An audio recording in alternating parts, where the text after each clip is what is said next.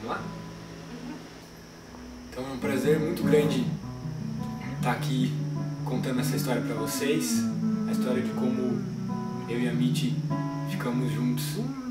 A gente tem muita alegria em compartilhar isso. Então aproveitem.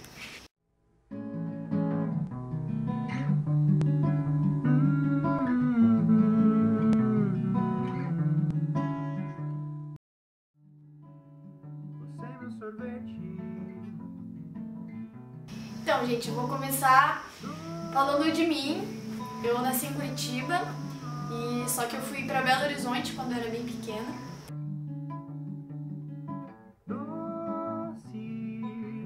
E lá eu vivi quase a minha adolescência inteira, né? Minha infância e adolescência inteira. Lá eu estudei num colégio cristão e quando eu tinha 12 anos eu já frequentava a igreja com meu pai e com minha mãe. Quando eu tinha 12 anos eu me converti. E de lá pra cá, eu me lembro que eu me envolvi muito com os meus amigos da igreja e a gente viramos um grupo bem forte, assim, de amigos, né? A gente fazia muitas coisas juntos, a gente participava de muitas coisas da igreja juntos. E quando, em 2008, eu fiz 18 anos, era, acho que o tempo áureo, assim, tava tudo muito bom, eu tava com grandes amigos, aqueles que duram até hoje, assim, e eu tava muito feliz lá, né? Eu também nasci em Curitiba, mas eu nunca saí de Curitiba, sempre morei aqui.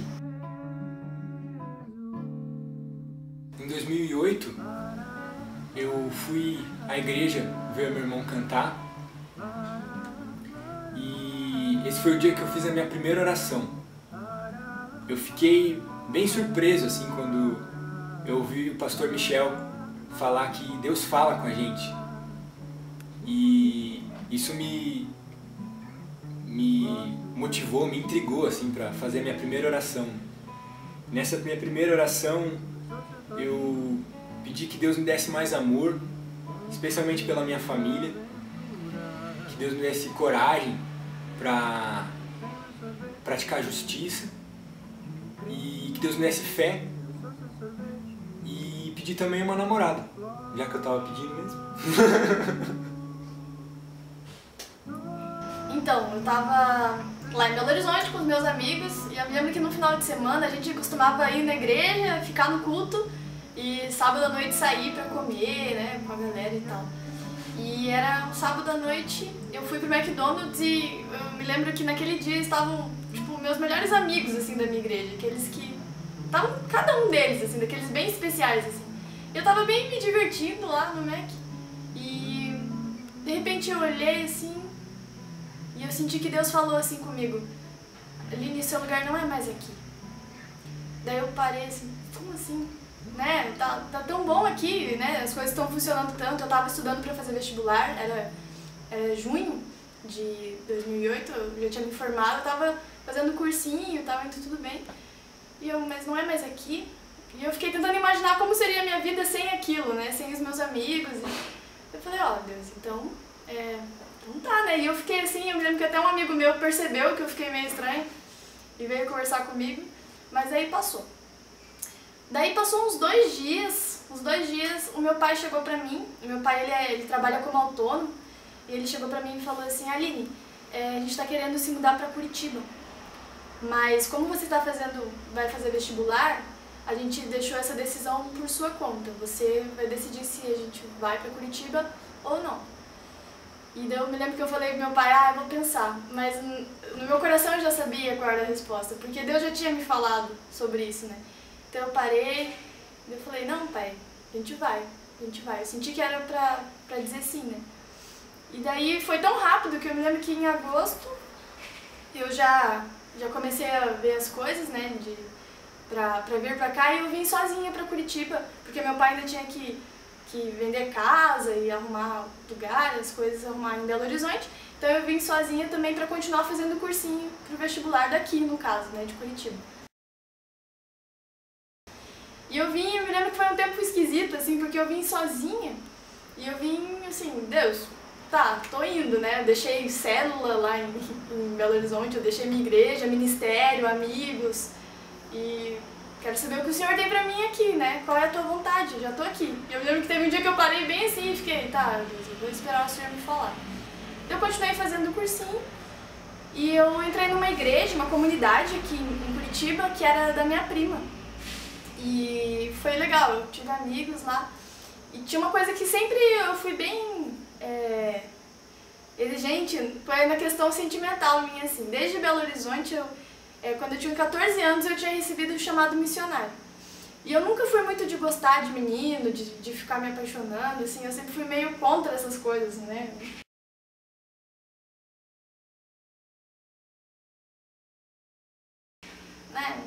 Pra quê, né? Então eu acabei sendo meio aversa. Eu achava que eu não ia casar, eu tinha essa convicção quase disso. Achava que Deus tinha me dado um dom de celibato incrível, assim, e eu estava feliz com isso. Achava que isso era ótimo, que era melhor, talvez. E quando eu cheguei, né, e fui nessa igreja, eu me lembro que um dia me chamaram para dormir na casa de uma das meninas. E eu, meio deslocada, fui, né? Tipo, então vamos fazer amizade. Daí eu fui e elas me perguntaram, e aí, Aline, o que você tá achando aqui de Curitiba e tal? Daí eu falei assim, olha, eu tô gostando, mas, sei lá, eu tenho falta de um amigo, porque em Belo Horizonte eu tinha muitos amigos, meninos, que eram muito próximos, assim, né? E eu falei, eu tô sentindo falta de um amigo, que dá pra gente falar de Jesus junto, que me entende, né? Que é cúmplice, assim, companheiro. E elas, sabendo que eu já tinha essa aversão por casar e tal, elas começaram a rir uma pra outra, assim, falaram assim pra mim, Aline, você não tá procurando amigo, não. Eu, não? Como assim? Não, você tá procurando um marido. Eu? Procurando um marido? Mas isso aí que você tá falando, o nome é marido. É marido que faz isso, que é cúmplice e tal. Eu fiquei pensando naquilo. E Deus muito colocou, viu, Aline? O valor, né, que você tem dado pra marido, pra esposa, essa questão, não é o meu valor. Então, daí eu, né, levei na cara, assim, foi muito interessante. Daí passou um tempo, eu passei no vestibular e eu comecei a ir pra faculdade, minha família já tinha vindo pra cá, né? E eu quis também fazer amizade com... eu sabia que tinha um grupo de estudo bíblico na universidade, se chamava ABU, o grupo. E acontecia lá na reitoria. Eu, como eu faço enfermagem, eu estudava mais no Biológicas, que era lá em outro lugar, né, no Politécnico. E às vezes eu passava na reitoria, então foi lá que eu conheci o Joel. Eu estava nesse grupo de estudo bíblico porque depois daquela minha primeira oração eu passei a buscar mais a Deus, a ler mais a Bíblia e passei a ficar super envolvido. Minha vida ficou bem diferente depois disso. E em função disso eu comecei a compor músicas falando desse novo sentimento, dessa nova maneira de ver a vida. Uma delas se chama Redimido, que fala sobre esse meu processo de mudança. Você não faz sentido, mas quem eu sou sem ti, e ao que estou sentindo não posso resistir. É tão incomparável, não cabe na razão, mas teu amor é forte, te dou meu coração.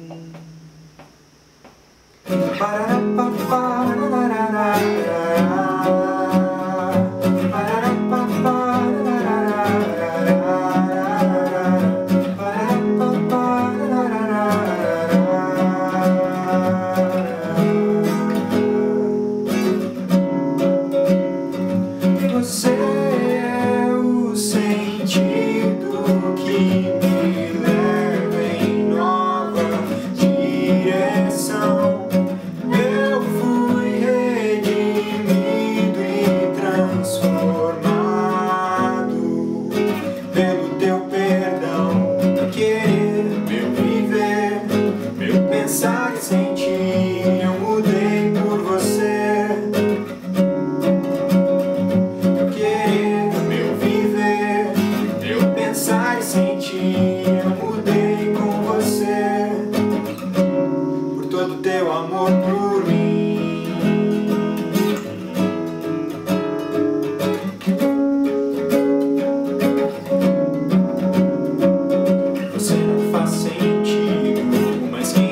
sentir, e ao que estou sentindo não posso resistir.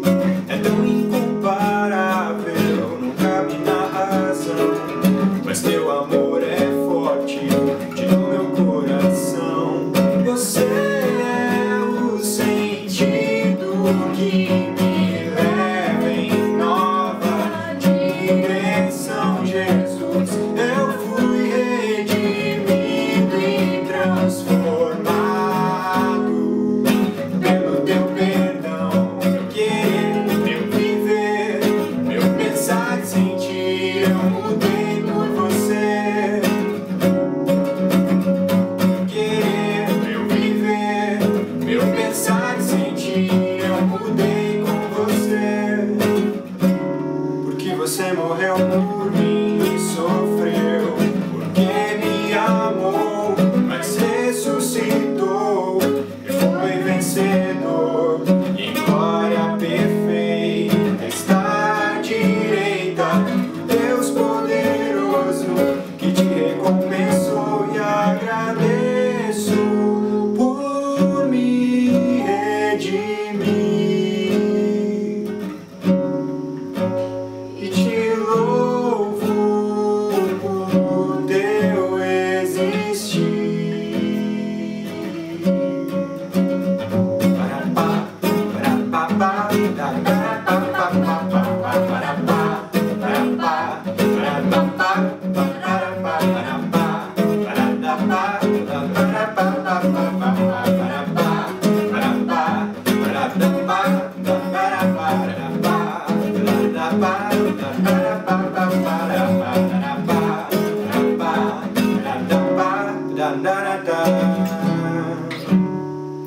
você não faz sentido, mas quem eu sou sem ti, e ao que estou sentindo não posso resistir. É tão incomparável, não cabe na razão, mas teu amor é forte, tirou meu coração.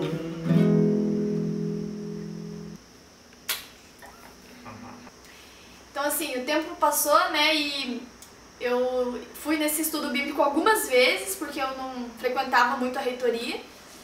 E foi passando o tempo e em 2010, era ano de Copa do Mundo, eu recebi uma mensagem do Joel falando sobre voltar pro grupo, né? Tipo, ele tava convocando algumas pessoas, né, que já tinham participado pra ir. Eu li, eu não lembrava quem era Joel, eu não lembrava, eu só lembrava do grupo. Olha, estão me chamando pra ir no grupo, né? Vou ver se dá algum dia desse. E ao mesmo tempo eu conheci eu era amiga do Flecha, né? E o Flecha me apresentou o Júlio.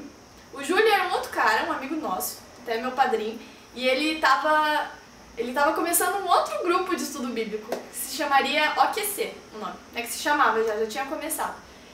E eu me lembro que teve um dia que eu já estava decidida a ir na BU lá, ajudar a aumentar a quantidade de pessoas, né? E eu encontrei com o Júlio e ele ia fazer o grupo do OQC. Daí eu, já tô aqui, né? Vou participar, é um outro estudo bíblico, legal. E quando eu tava lá conversando com ele, chega o Joel. Daí eu entendi que, na verdade, um grupo tinha, né, juntado com o outro, agora seria um grupo só. E eu me lembro que, né, tava no começo da Copa do Mundo e a primeira reunião tava eu, o Joel, o Júlio e a namorada dele, a Laís. E eram nós 4. Daí a gente foi legal, teve um tempo de louvor, palavra, oração. Ia ser o primeiro jogo do Brasil, ia ser Brasil e Coreia. Não sei se vocês lembram, mas era o primeiro jogo do Brasil na Copa, foi Brasil e Coreia. E a gente terminou a reunião, já era 1h30, mais ou menos, e o jogo ia ser às 3h, algo assim. E eu me lembro que eu saí e falei, gente, vocês vão almoçar em algum lugar, né? Perguntei pro Júlio e pra Laís, eles, a gente vai almoçar na casa da avó dela e tal. Deu, então tá, né? Tipo, então tá, tchau, não é pra mim, né? E deu o Joel, que até então estava em silêncio, né? Eu não me lembro de nada que o Joel tenha falado antes disso na vida dele inteira. Não, tô brincando, uma vez ele me passou o endereço do site do blog dele. Mas eu não lembrava, não reconhecia ele como Joel, sabe? Mas enfim. Ele chegou e falou, vamos almoçar lá no vô. Deu, no vô? foi? Quem já foi? Meu amigo Felipe, meu amigo fulano. Eu parei, pensei, porque eu e o Joel, a gente não era amigo. Se todo mundo já foi, ele tá me convidando, deve ser um restaurante, né? Deve ser um restaurante. Não vou nem perguntar, o menino não fala muito, né? Então tá bom, né? Eu tava com fome, eu não sabia pra onde ir. Tá bom. Daí a gente foi andando e eu me lembro que no caminho o Joel, ele ficava pulando as coisas, assim, pulava as marquises, as coisinhas, assim. E ele ficava quieto, não falava nada. E daí quando tem uma pessoa que é tímida do lado de uma pessoa que é mais extrovertida, pra não ficar um ambiente esquisito de não se conhecem muito, a extrovertida fala muito, né? Começa a tagarelar. E esse foi o meu caso. Eu comecei a falar um monte. Eu falei do meu cachorro, eu falei da minha família, eu falei que meu nome era Aline Mitier e ninguém sabia falar certo, né? Falei como... soletrei pra ele como escrevia Mitier, porque todo mundo me chama de Mit, né? É errado, tá ligado? E eu falei pra ele, e ele quieto, nossa, eu tava falando coisa muito chata.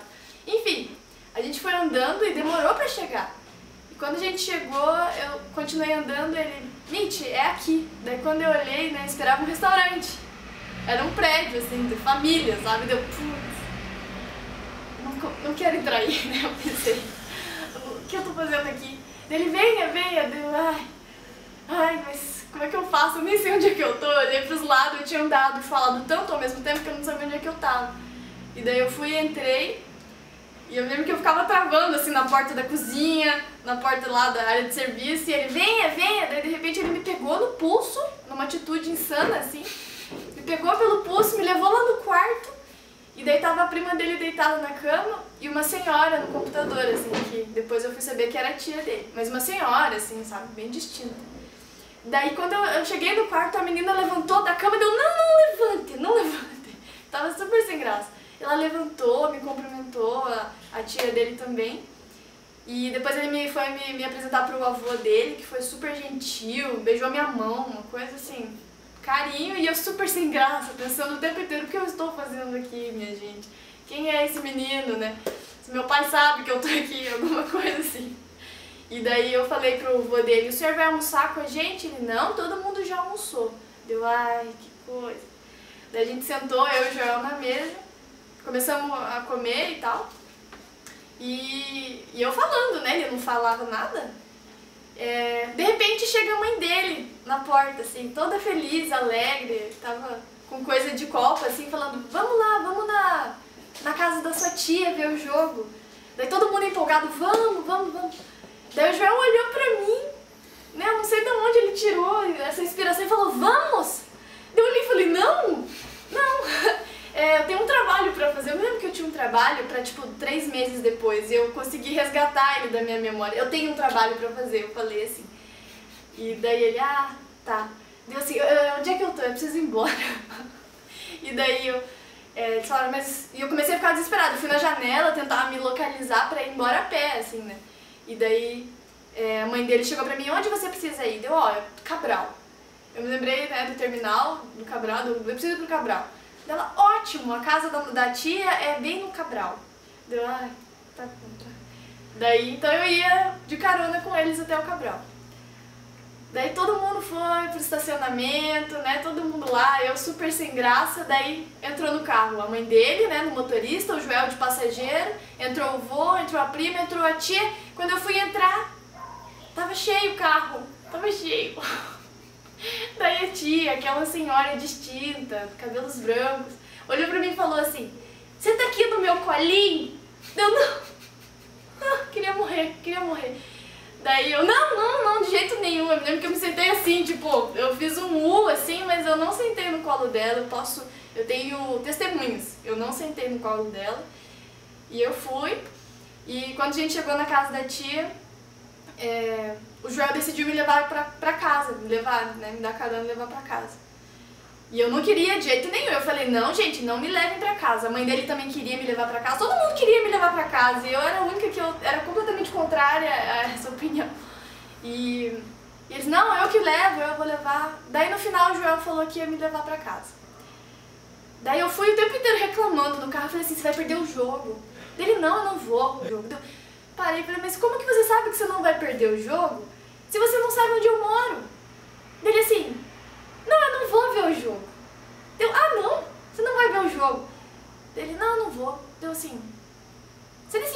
tempo? Dele... Não, eu perguntei assim, quando você decidiu isso? Dele assim, já faz um tempo. Já faz um tempo que você decidiu que você não vai ver o jogo dele. Então tá, né? Acabou o assunto. Daí a gente continuou conversando sobre assuntos aleatórios, assim, sobre a Copa do Mundo. E ele me deixou em casa. Passou uns dias depois da carona, né, que o Joel tinha me dado. E eu me lembro que, assim, nesse dia da carona foi o dia que a gente se conheceu. Porque até então eu achava que ele era albino. Quando eu via ele passando, quando eu via ele na reunião, eu falava, nossa, aquele menino albino que eu esqueço o nome, cara. E daí ele tinha que repetir pra mim. Que eu achava ele muito branquinho no sol lá na reitoria. Mas enfim.